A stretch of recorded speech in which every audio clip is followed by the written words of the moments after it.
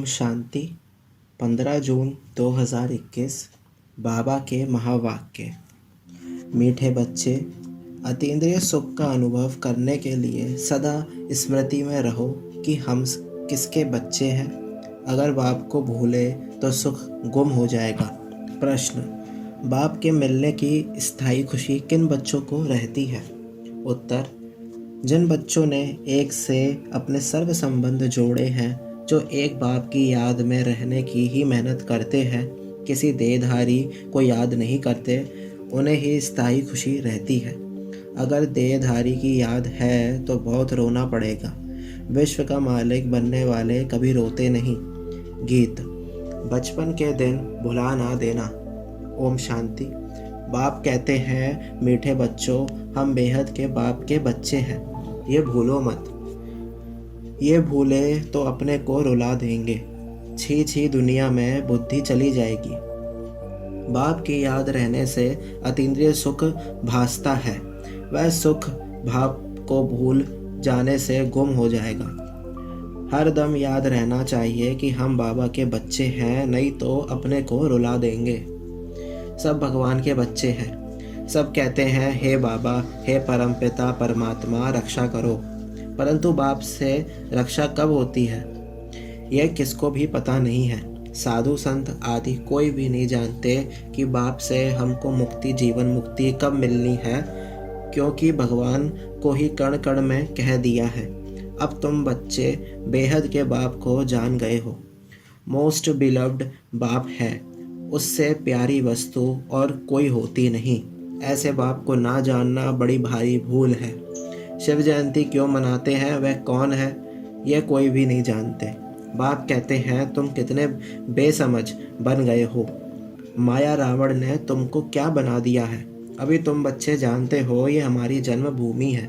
मैं हर 5000 वर्ष के बाद आता हूँ। वह फिर कह देते 40,000 वर्ष बाद, जब यह कलयुग पूरा होगा तब आएंगे। चित्र भी दिखाया जाता है त्रिमूर्ति का।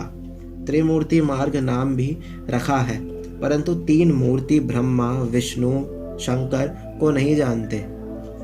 ब्रह्मा क्या करके गया, विष्णु और शंकर क्या करते हैं, कहाँ रहते हैं, कुछ भी नहीं जानते।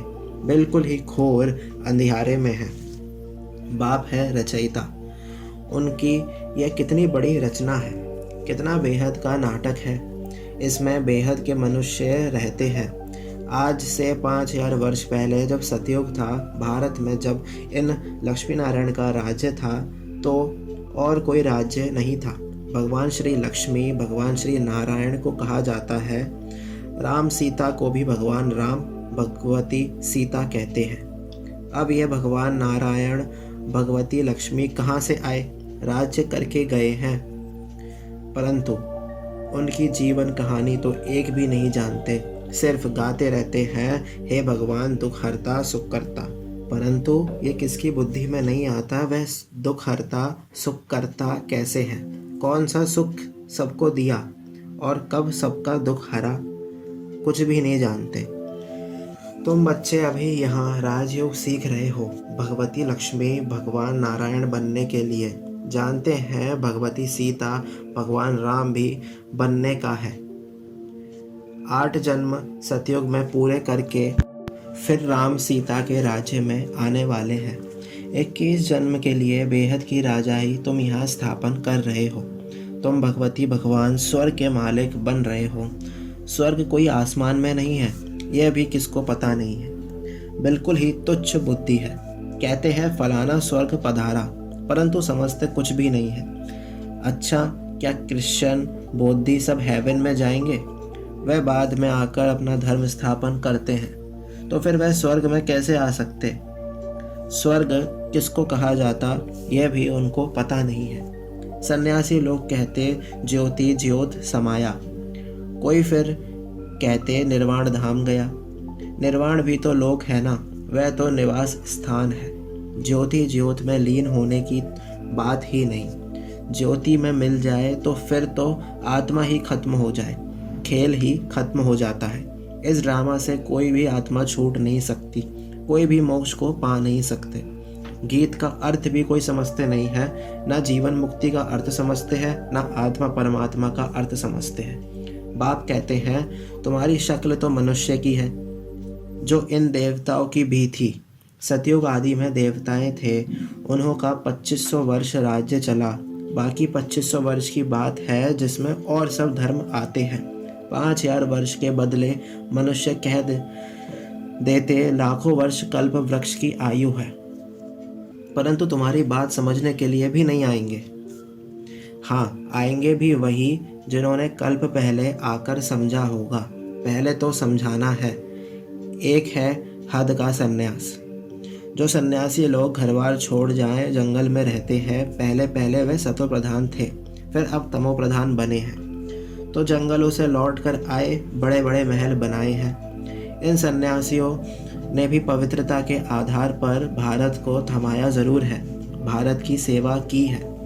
यह सन्यास धर्म नहीं होता तो भारत एकदम विकारों में जल मरता, पतित बन जाता। यह भी ड्रामा बना हुआ है। उन्हों में पहले पवित्रता की ताकत थी जिससे भारत को थमाया है। इन देवताओं का जब राज्य था तो भारत कितना साहूकार था। इन्हों के इतने बड़े बड़े हीरे जवाहरों के महल थे, वह सब कहाँ गए? सब नीचे चले गए। लंका और द्वारिका के लिए कहते हैं समुद्र के नीचे चली गई। अभी तो है नहीं। सोने के महल आदि सब थे ना। जब मंदिरों आदि में हीरे जवाहरात लगा सकते हैं तो वहाँ क्या नहीं होगा। कितनी तुम बच्चों को खुशी होनी चाहिए। बाबा फिर से आया हुआ है, कहते हैं बाप को याद करो। याद एक को ही करना है जिससे विकर्म विनाश होते हैं, परंतु वह भूल जाते हैं और देहधारी की याद में आ जाती है। देहधारी की याद से तो कुछ भी फायदा नहीं। बाप कहते हैं माँ में कम याद करो, किसी भी देहधारी को याद नहीं करो। अम्मा मरे तो भी हलवा खाना एक बाप की याद से ही कमाई है। हम शिव बाबा के बच्चे हैं, उनसे वर्षा लेना है। इस समय बाप को याद नहीं किया तो फिर बहुत पछताना पड़ेगा, रोना पड़ेगा। विश्व के मालिक बनने वालों को रोने की क्या दरकार है? तुम बाप को भूलते हो तब ही माया थप्पड़ लगाती है। इसलिए बाबा बार बार समझाते हैं कि बाप को और वर्षे को याद करो। अमरनाथ ने अमरपुरी में एक पार्वती को तो बैठ अमर कथा नहीं सुनाई होगी? ज़रूर बहुत होंगे। जो भी मनुष्य मात्र है सबको बाप समझाते हैं कि अब पतित मत बनो, ये अंतिम जन्म पवित्र बनो। वहाँ स्वर्ग में कोई विकार नहीं होते। अगर वहाँ भी विकार होता तो फिर स्वर्ग और नरक में क्या फ़र्क हुआ? देवी देवताओं की महिमा गाते हैं, सर्वगुण संपन्न, 16 कला संपूर्ण है। भगवान आकर भगवान भगवती ही बनाएंगे, सिवाय भगवान के कोई बना ना सके। भगवान तो एक ही है। गाया भी जाता है भगवान भगवती की राजधानी। यथा राजा रानी तथा प्रजा भी वही होगी, परंतु भगवान भगवती कहाँ नहीं जाता, इसलिए कहा जाता है आदि सनातन देवी देवता धर्म। यह किसको पता नहीं है। इनकी ब्रह्मा की आत्मा की भी बाप समझाते हैं। एक बाप की, एक दादा की, 2 आत्माएं हैं ना। एक आत्मा 84 जन्म लेती है, दूसरी आत्मा पुनर्जन्म रहित है। बाप कभी पुनर्जन्म नहीं लेते हैं।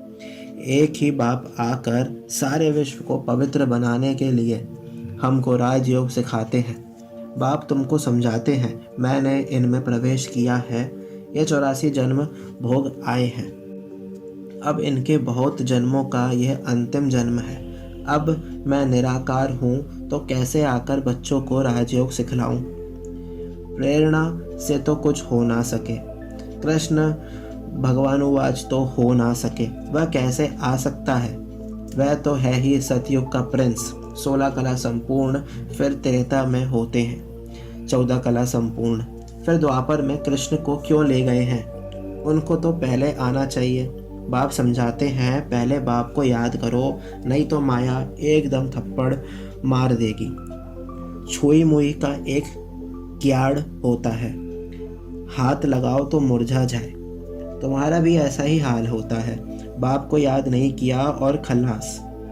गीत में भी सुना, बचपन के दिन भुला नहीं देना। बाप को भूले तो कहाँ ना कहाँ चोट लग जाएगी। बाप कहते हैं तुम हमारे बच्चे हो ना, ये शरीर तो विष से पैदा हुआ है। वह इनके लौकिक माँ बाप हैं, यह तो है पारलौकिक बाप, और इनको फिर अलौकिक बाप कहा जाता है।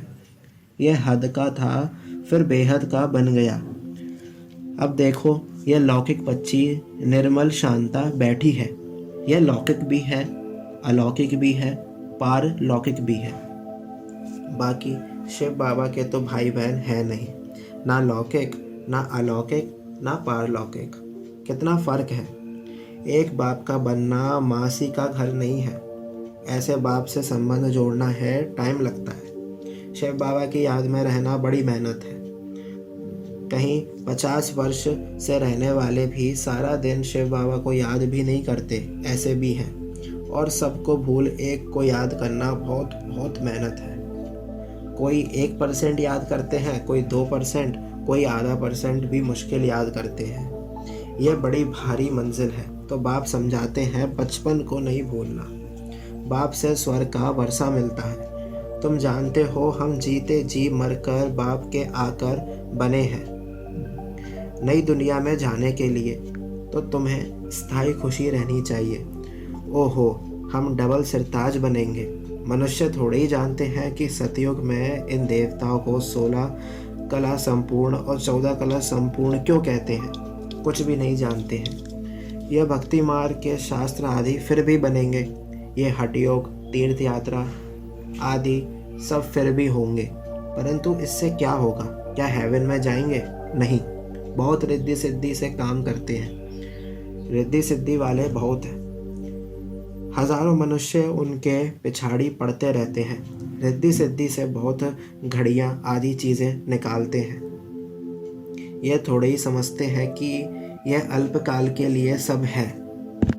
इसमें बहुत मेहनत करनी पड़ती है। यह रिद्धि सिद्धि आदि सीखने की भी किताब होती है। कितने लाखों मनुष्य उनके पिछाड़ी पड़ते हैं।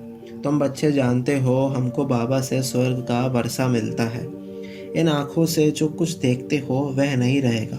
बाप समझाते हैं तुम अशरीरी आए थे, फिर शरीर साथ पाठ बजाया। अगर 84 लाख का हिसाब किताब बताएं तो 12 मास लग जाए।